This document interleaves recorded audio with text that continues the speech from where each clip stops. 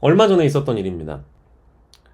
그 어떠한 유능한 검사가 그 자신이 수사 대상이나 감찰 대상이 될지 모르니까 자신의 아이폰에 비밀번호를 24자리를 걸어버려서 수사를 방해하잖아요.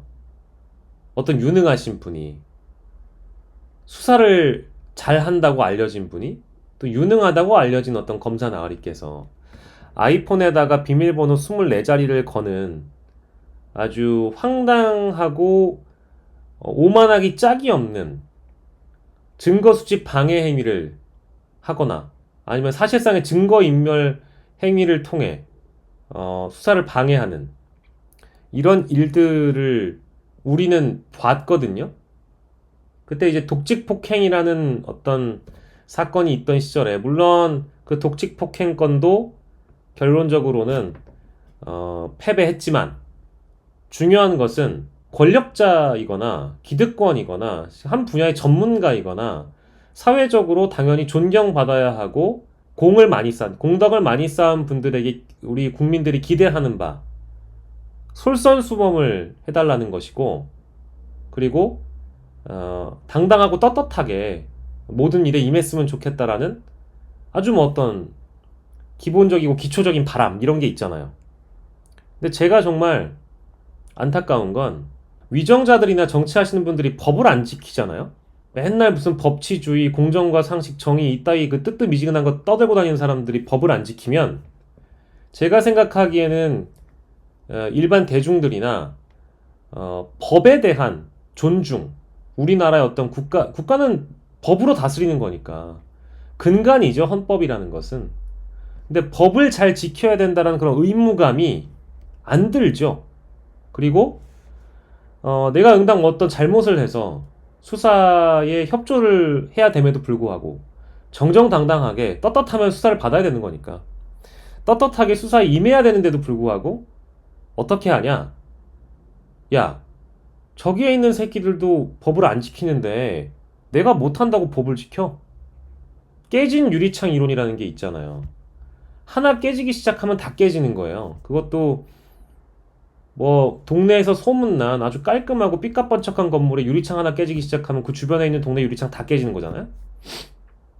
범죄율이 증가한다 뭐 이제 그런 이론이었는데 이거 보십시오. 아이폰에 비밀번호 24자리 걸어서 수사를 방해하는 행위를 뭐 죄송한 말씀입니다만 무슨 대권 후보로까지 분류된다고 하는 어떤 분 때문에 지금 술 처먹고 사고 친 어떤 가수가 석 대에 걸려 있는 아이폰 3개에 걸려 있는 비밀번호 잠금을 해제해주지 않았다는 거 아닙니까?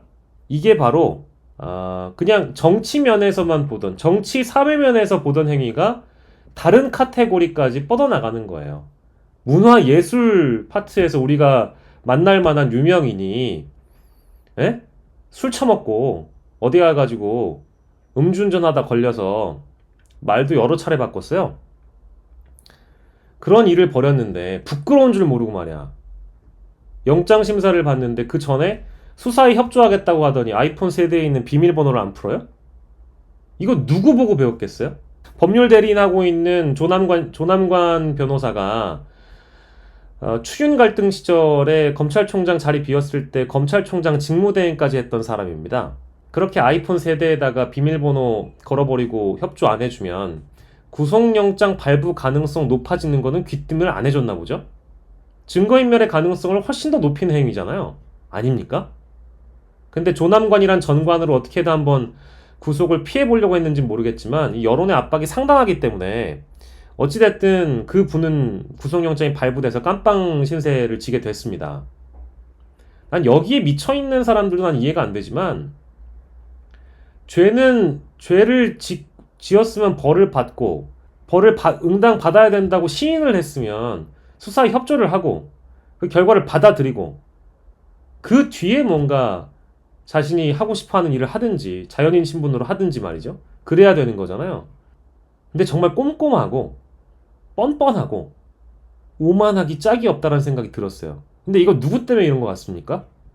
우리나라를 이끌어 가겠다는 국민이 먼저고 공정하고 상식하고 정의롭고 법이 먼저고 법과 원칙에 따라를 24/7 24시간 동안 읊어대는 것 같은 정치 검찰, 정치 검사들이 정치인이 됐을 때 말 바꾸기를 밥 먹듯이 하고 거짓말만 해 제끼니까 이제는 별 희한한 것들이 증거를 조작하려 들거나 증거를 인멸하려 들거나 수사를 방해한단 말이죠.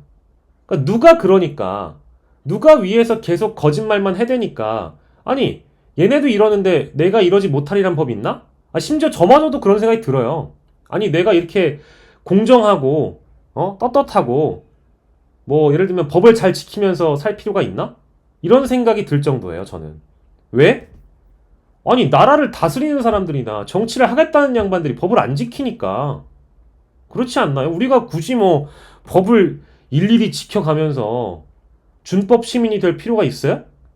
라는 생각을 하면 안 되지만, 복 터진 여자님, 나라도 안 하겠네요. 이젠 기본이 된 거죠. 아마 그 폰의 내용이 더 심각하게 있었을지 모르죠. 뭐 이제 이런 말씀이잖아요. 그러니까 비단 이 사례만 있겠냐고요. 최근에 그 BBC에서 다큐멘터리가 나왔는데 버닝썬과 관련된 내용입니다.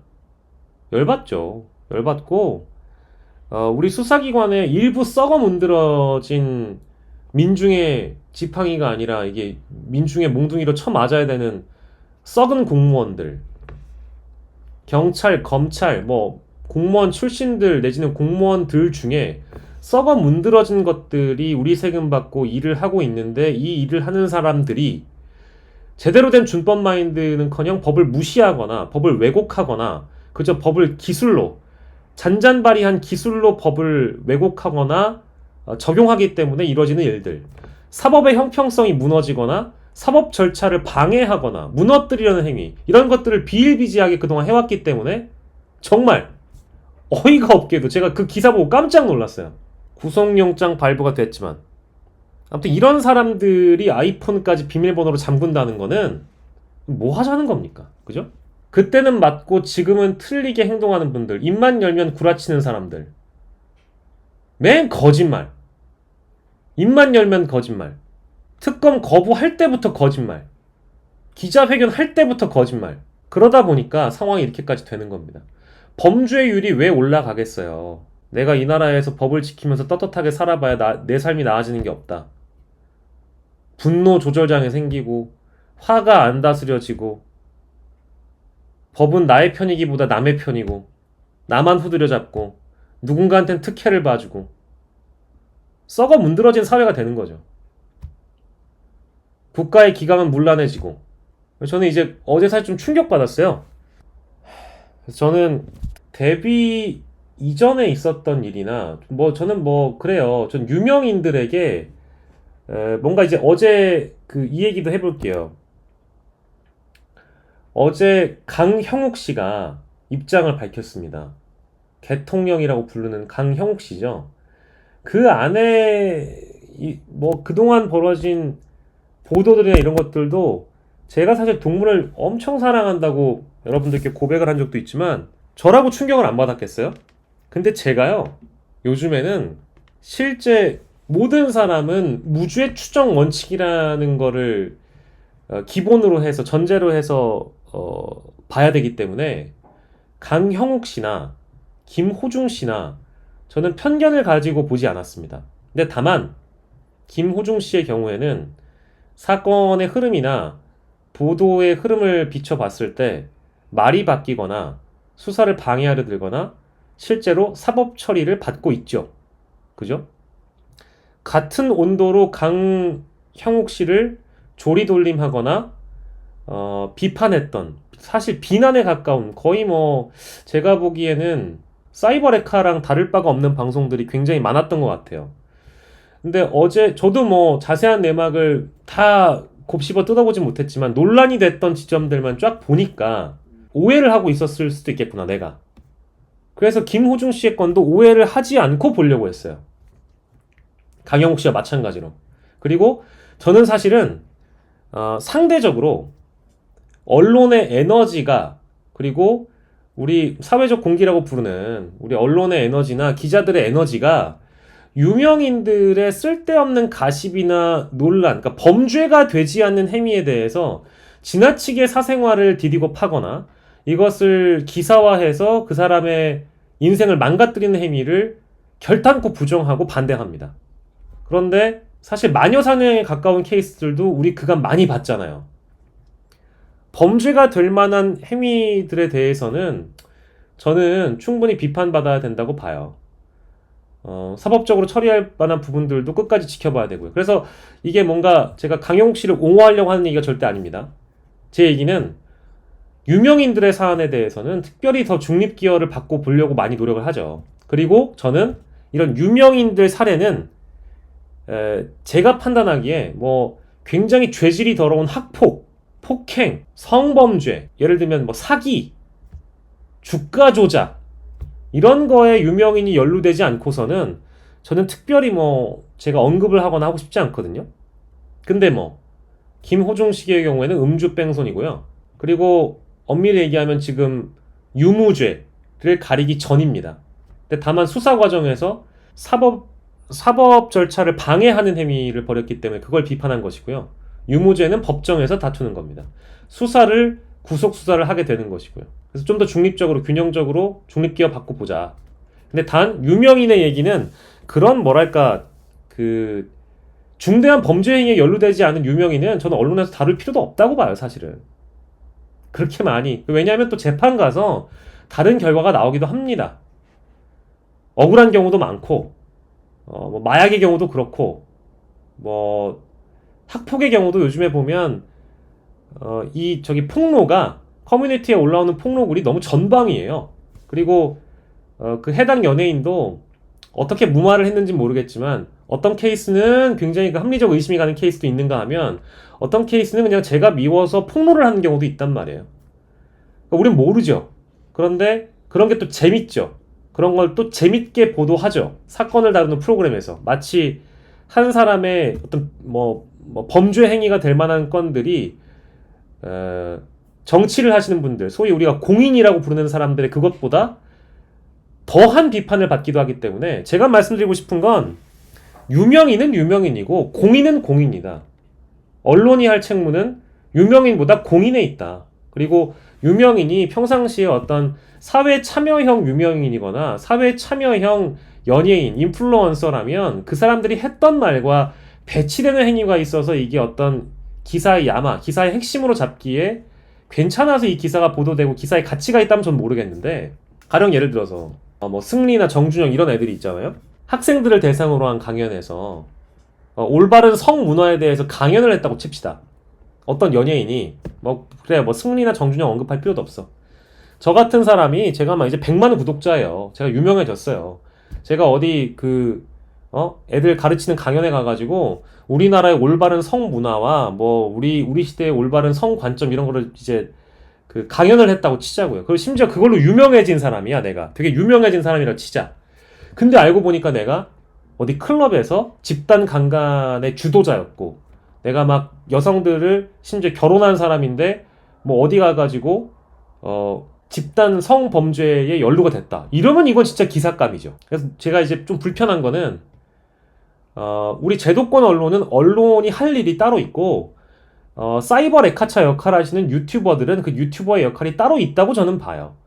근데 어느 순간 이게 유튜브의 방송사들도 미쳐서 방송사나 언론사가 갖고 있는 사회적 책무에 대해서 방기하고 그저 잘 되는 방송만 하려고 하다 보니까 유튜브화 되는 것 같아요. 그래서 김호중을 다루든 강형욱을 다루든 제대로 확인되지 않은 사실관계를 일방적인 폭로에 기인해서 그것만을 보도하는 것.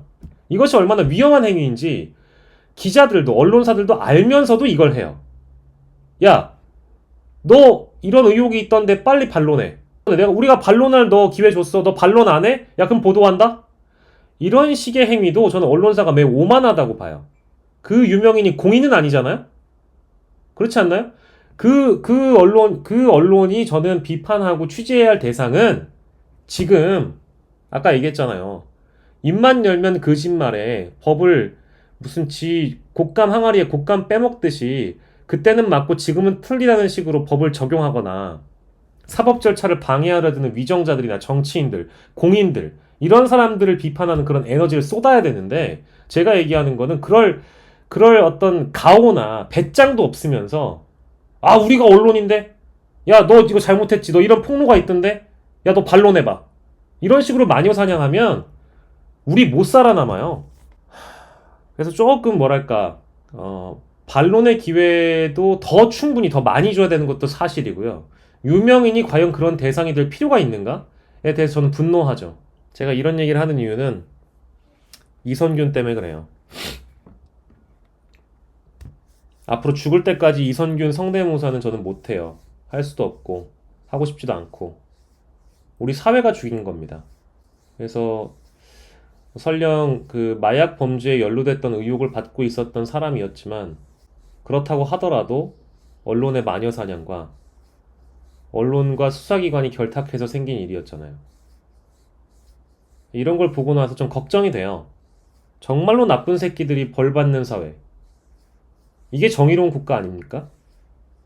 그리고 정말 나쁜 짓을 한 우리 세금으로 공적인 일을 담당해야 될, 누구보다 클린하고 깨끗해야 될 사람들이, 우리가 주어진, 우리가 대리한, 우리가 잠시 맡긴 권한을 권력이라고 착각하고 권위주의적으로 국민 위에 군림하려고 하는 순간 나라 망한다고 보거든요. 근데 그런 사람들 지적할 뭐 어떤 배짱도 없으면서 힘없는 사람들 괴롭히거나 마녀 사냥하는 저는 그런 방송국이나 언론사들은 기레기 소리 들어도 싸다고 봐요. 그리고 뭐 그게 마치 사회의 대단한 정의를 실현하는 것인 양, 뭐 기체 유튜버처럼 확 막 쩌렁쩌렁 저 새끼 나쁜 새끼다, 죽여야 된다, 인민재판이 아니고 뭐겠습니까? 그런 걸 이제 홍위병이라고 부르는 거예요. 저는 이제 그런 게 가슴이 아파서, 뭐 제가 좀 굉장히 리버럴한 스타일이라 사실 잘 모르겠어요. 복잡하죠. 사안별로 좀 다른데 그게 아마 가장 좋은 사례가 유승준 씨 아닐까 싶어요. 민감한 문제이긴 한데 저는 그 분노, 국민들이 갖고 있는 분노와 실망감도 이해하고요. 그리고 유승준 씨에게 너무 과한 조치 아니냐라는 측면도 일부 이해는 하는데, 이게 제가 아까 예를 들었던 것처럼 진짜 청년이고 진짜 그 건실한 청년의 이미지를 갖고 있고, 심지어 본인의 입으로 군입대를 밝히고 난 이후에 미국 시민권을 포기하지 않으면서 출국을 해버렸던 점, 이게 이제 돌아올 수 없는 선택을 한 거잖아요. 진짜 그런 거는 깜이 되죠.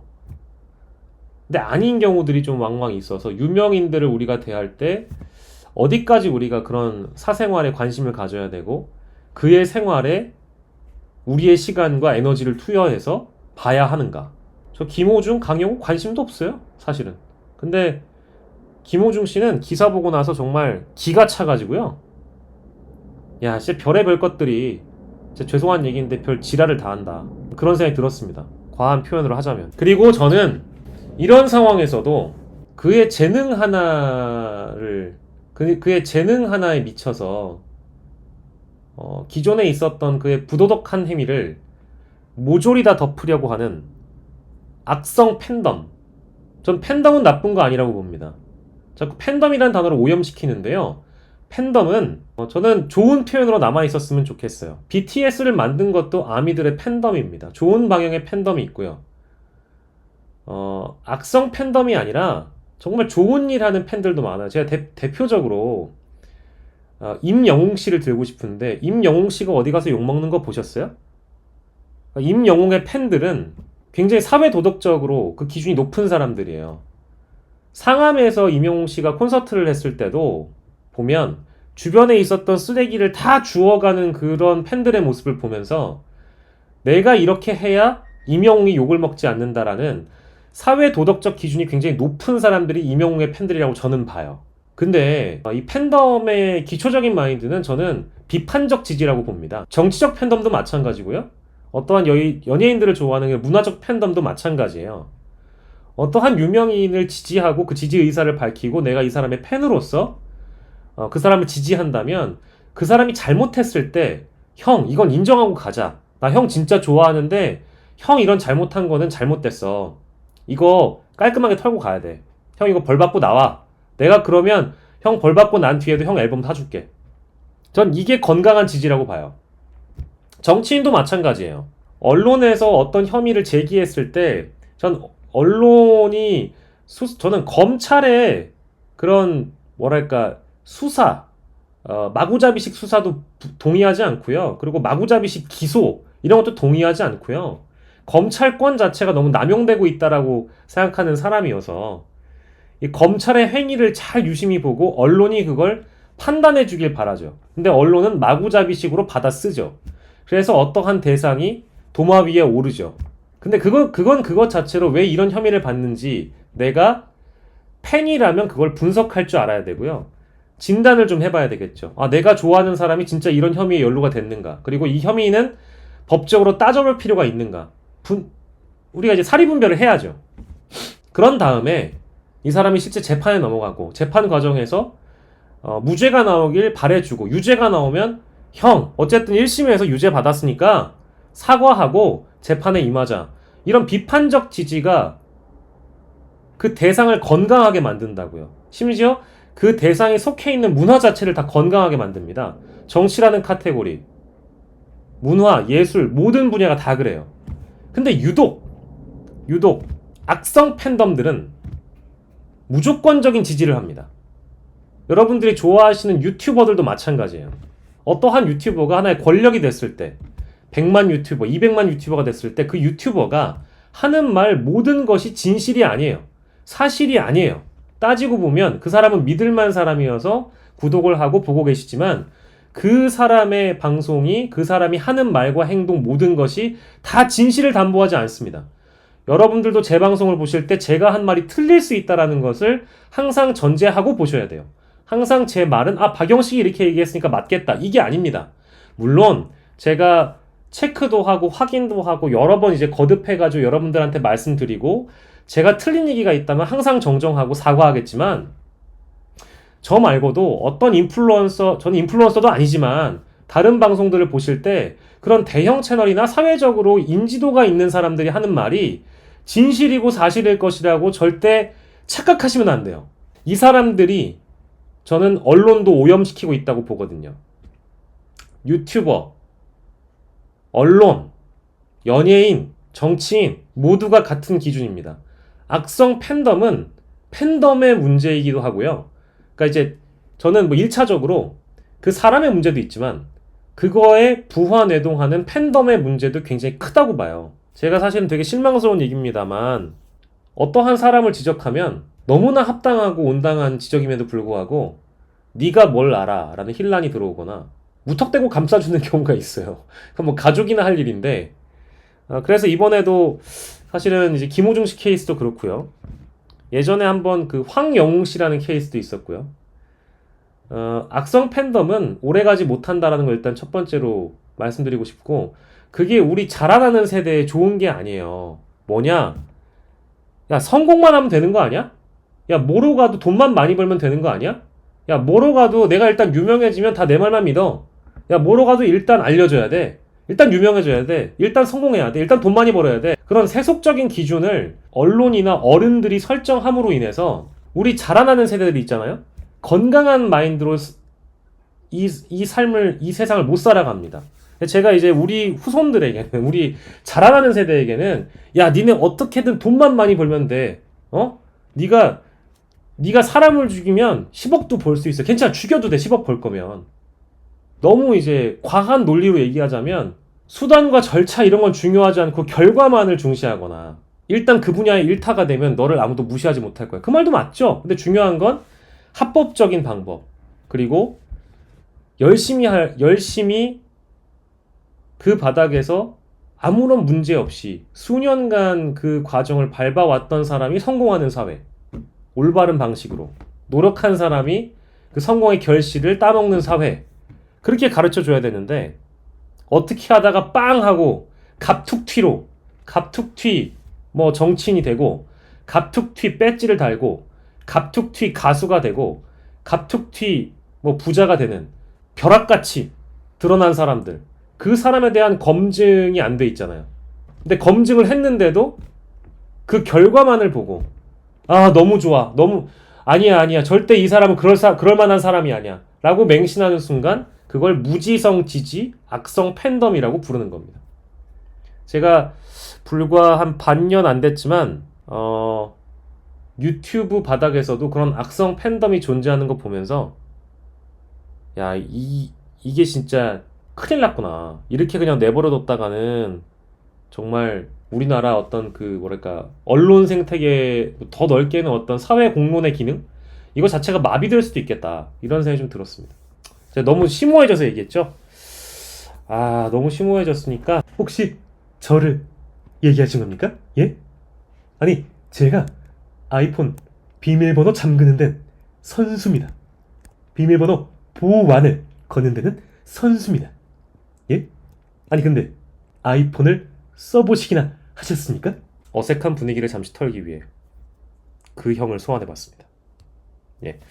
그래 너무 이제 진지한 얘기를 해버려가지고 죄송합니다. 아니 근데 좀 그 문제의식을 갖고 있었어요. 그 최근에 벌어진 유명인과 공인의 차이 그리고 언론의 책무는 누구를 타겟팅해야 되는 것인가 뭐 그런 대목들 문화연예부 기자들이 할 수 있는 일이라고도 저는 보지만 문화연예부 기자들 말고도 여타 방송사가 진행하는 또 언론사의 지면을 할애해서 얼마나 큰 에너지를 들여서 사람들의 시선을 너무 그쪽으로 또 돌리는 건 아닌지 제가 좀 답답한 건 오늘 방송의 하이라이트로 보여드렸던 김건희 여사와 최재형 목사의 카카오톡 파일에서 카카오톡 대화에서 등장한 청탁의 흔적들 이런 것들이나 오늘 당장 집회에서 거론될 순직 해병대원 사망사건과 관련된 특검에 대한 필요성 이것뿐만 아니라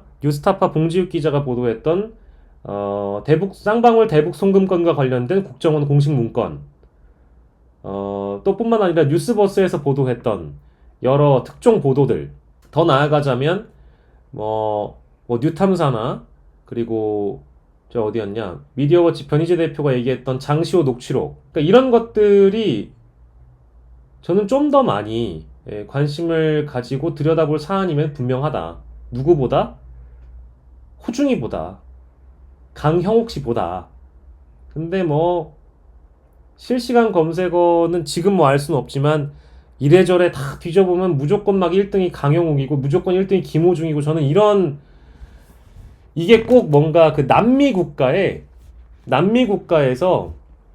그 대중을 호도하기 위해서 시선을 돌리거나 그런 방향의 보도처럼 느껴졌어요. 영화 곡성이 나온 명대사 멋이 중한디 지금 멋이 중한디 아유 죄송합니다. 저기요? 제가 진지하다요. 제가 진지하다고 말씀하셨습니까? 혹시 진지의 개념은 아십니까? 잠시 또 그 형님을 소환해 봤습니다.